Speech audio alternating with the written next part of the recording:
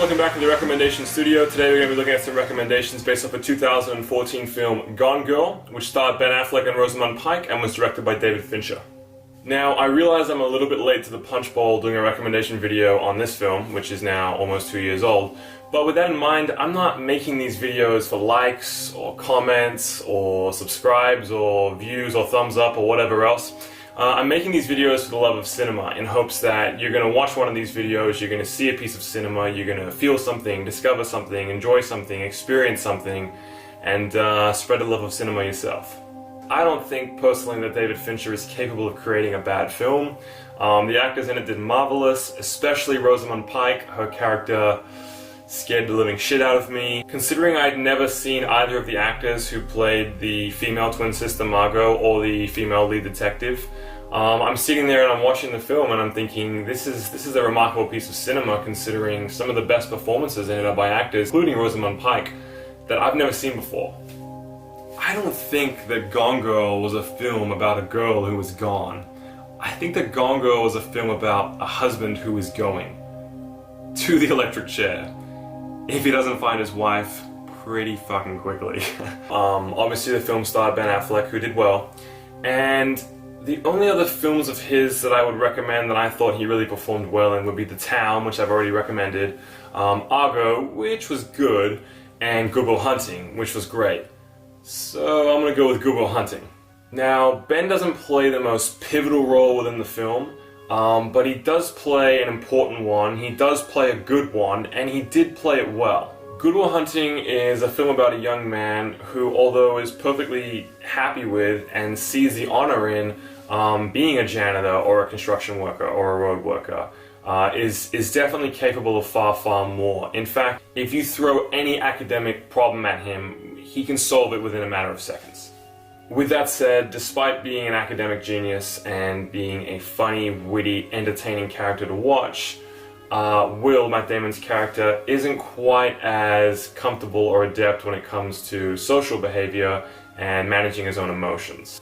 I don't actually have another acting recommendation, despite Rosamund Pike's incredible performance in this film.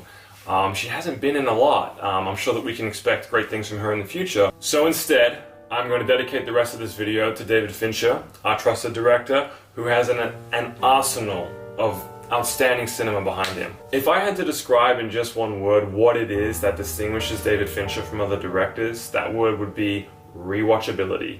Because if you walk into a room where a friend's watching a film, or you're flicking through the channels and you just happen to run into one of his films, before you know what's happened, you find yourself getting comfortable. The man is simply immensely capable of sucking you into his world. A lot of his films stretch out to be about 2 hours long, but they seriously just go by like that. I mean, they feel like they're 50 minutes long. Before you know it, you're at the end and 2 hours have gone by. You can't find the 2 hours. What's happened? Are we in some sort of time warp? What's going on? First up, 2007 Zodiac, starring Mark Ruffalo, Jake Gyllenhaal, and Robert Downey Jr.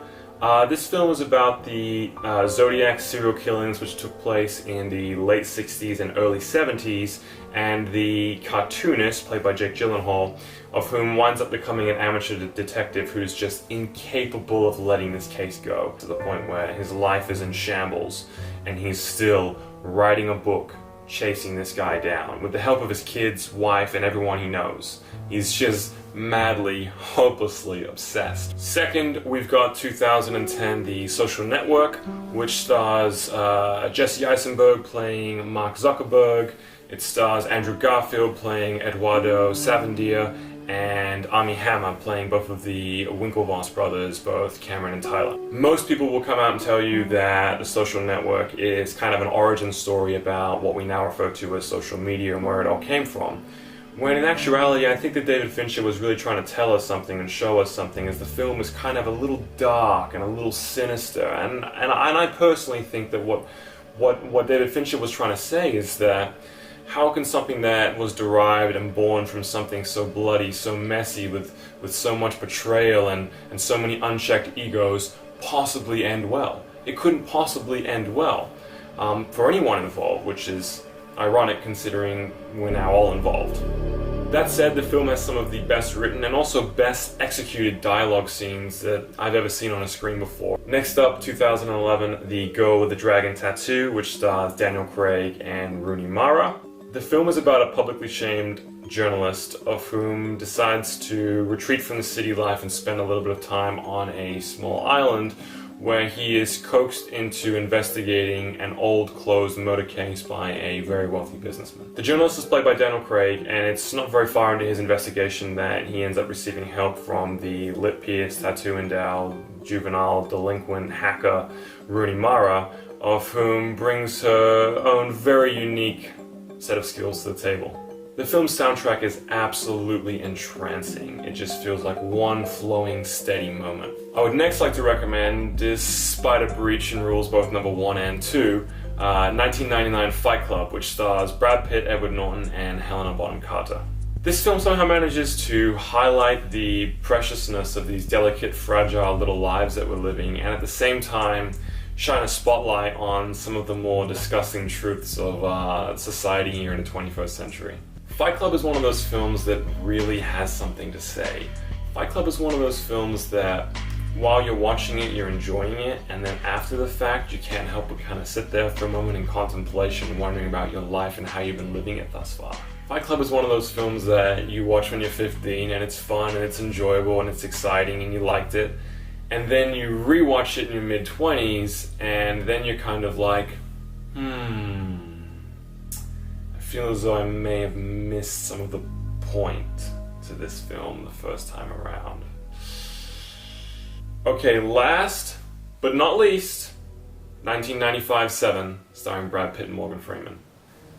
This film is one of, if not the best work to have come from David Fincher, and boy oh boy is it dark and twisted. Seven is a film about two detectives, one of which is about to retire, and the other of which is just now starting his career as a detective. In fact, I think it might even be his first case. And their attempts to bring down and bring in a serial killer of whom is demonstrating publicly one of the 7 deadly sins for each victim that he murders. This film succeeds in bringing to light the vulgar, disgusting, and morally unacceptable sins that society condones and that we each commit on a daily basis, while turning a blind eye to one another so as to permit our little indiscretions. I hope that you guys find time to watch one of the films I've just recommended, despite them being pretty popular films that I'm sure a majority of you have already at least heard of, if not have seen. Take care. Bye now. You do not talk about Fight Club.